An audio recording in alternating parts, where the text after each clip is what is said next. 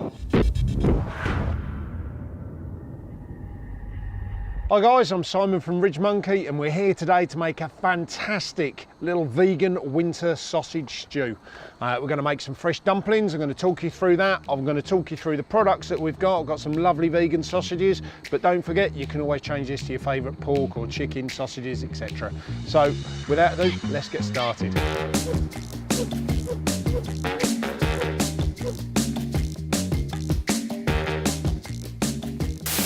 First of all, I've already preheated the pan and I'm just going to add a drop of oil.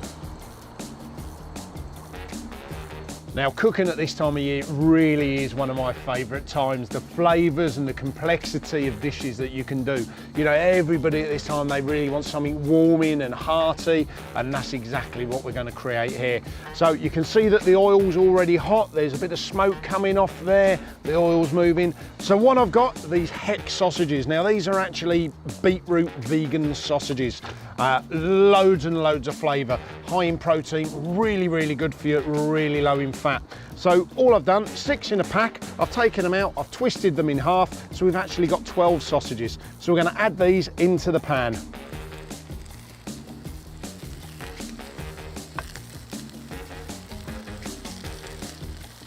You can already see these starting to colour up. Now, the reason that I've gone vegan, I've had a load of requests from you guys asking for some vegetarian and vegan recipes. You know, it's not all of us eat meat, but everybody can eat vegan. You know, just because you eat meat doesn't mean you can't eat this. The flavours are fantastic, and it's really, really an up and coming modern trend as well. It's a really good way of making sure you get a high amount of protein, but without all the fats that are associated when you're actually eating meat.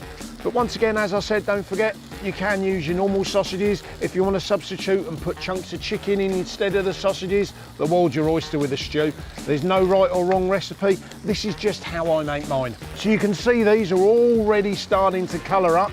They're coming up lovely, and because there's beetroot in there, you're getting that lovely glaze across the top of them.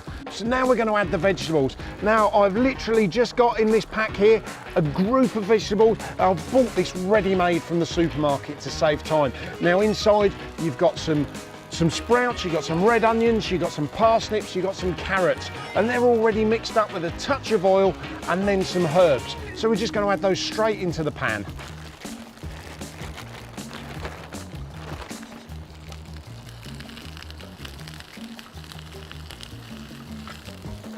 So all we're going to do, we're just going to let those start to heat through, cook through for a couple of minutes. Now, because we're going to simmer this, we don't need to cook them all the way through at this stage. We're just looking for a couple of minutes just to start that cooking process.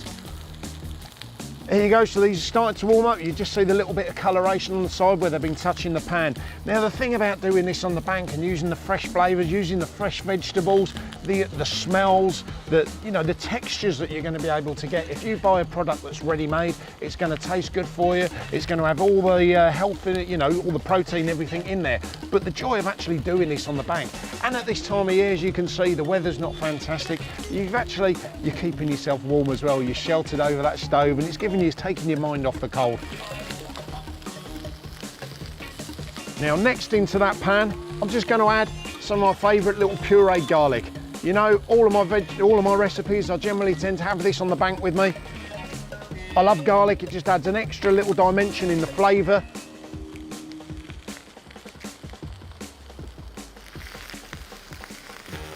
We're just going to mix that through. Next up, I've got a tin of cannellini beans. Now, once again, if you wanted to use blotti beans, you wanted to use butter beans, or you don't want to use beans at all, that's perfectly fine. I just like these in mine. If you're not using beans, add a starch like a potato, maybe some pearl barley.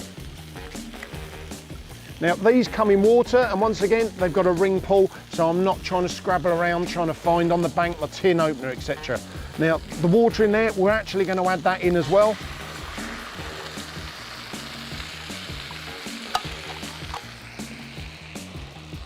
Next up, I've got a little vegetable stock pot. Now, I just want the flavours just to enhance what's already in there. Now, these have actually got a little bit of salt in as well, so it's just going to help with the seasoning of the dish. Now, look at all of the colours in there already. Now, that's going to be a really, really vibrant stew when we've finished. Now, the last thing that we're going to put in, some chopped tomatoes. Now, I'm not adding any tomato puree into this dish, purely for the fact that I don't want these flavours to be overpowered by the flavour of tomato. I just want this as a little subtle note. It's just going to add a little bit of colour and density.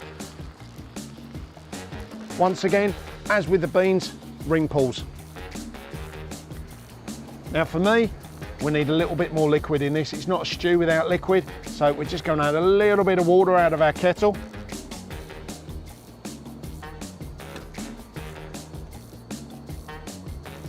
And then we're just going to put the lid on. So once again, using both sides of your combi pan, you know, this is the joy using these combi pans. They really are able to give you many different options. And we're just going to simmer that for about 15 to 20 minutes. Now, once again, we don't need to simmer it for hours. We don't want everything to break down. But to go with that, I've actually made this dumpling mix. So what we've now got inside this dumpling mix is some self-raising flour, and I've got some vegetable suet. Now, you can buy dumpling mixes ready-made, but most of them are made with beef suet, so they're not going to be vegan. This is vegan. So it's double the amount of flour to suet in whatever quantity you want, and then into there, I've just added some salt. And what we're going to do, we're going to mix this with a touch of water till we get a dough-like consistency, and then we're just going to spoon it on top of our stew so it cooks along with it. So while it's still in the bag, now we don't want a lot of water to start, that's about enough. Same as when you're making bait, you can always add, but you can't take away. So we add a little bit more, and what we're looking for is just a nice doughy consistency that you can spoon. Now, the wetter the mix, the fluffier. So we've added that water. What I'm going to do, we're actually just going to seal that up, and I'm going to knead that just a touch with my hands. Now, the secret to dumplings is the wetter the mix, within reason, the fluffier your dumplings are actually going to be. So if you have it too firm, then they're actually going to come out quite dense. If that's how you like them, then that's the way to make it. If you like them really light and fluffy so they expand, then always add that little bit extra water in there, but not so it pours. You still want it as that dough. And that for me is just about perfect. We're just going to spoon it on top. Now, the one thing I will say when you're doing this, try and keep it in with the grids on the top, because otherwise your dumplings are just going to rise straight into the sectioned off parts. All we're going to do now is just close the lid. This has now been simmering for about 15 minutes. I've just been checking it and, you know, just making sure that everything's okay, keeping the heat adjusted right so it's not going to catch on the bottom. So now we're going to do is we're just going to take the top off. Wow, look at that. So you can see there straight away that those dumplings are cooked up beautifully. The sauce is there, the veg is still vibrant, and the flavours, they're going to be amazing. The smell is just fantastic. So the last thing that's left to do is just dish it up. So everything, I've checked that the veg is already cooked through. The sausages are done. The dumplings have come out, they're lovely and fluffy. Now, as with all of my meals, you know, this will keep you going if you're really, really hungry, or it's enough to feed a couple of you, as you can see. And there we have the finished dish. So we've got a vegan beetroot sausage and winter vegetable stew with homemade dumplings. All cooked on the bank. Superb.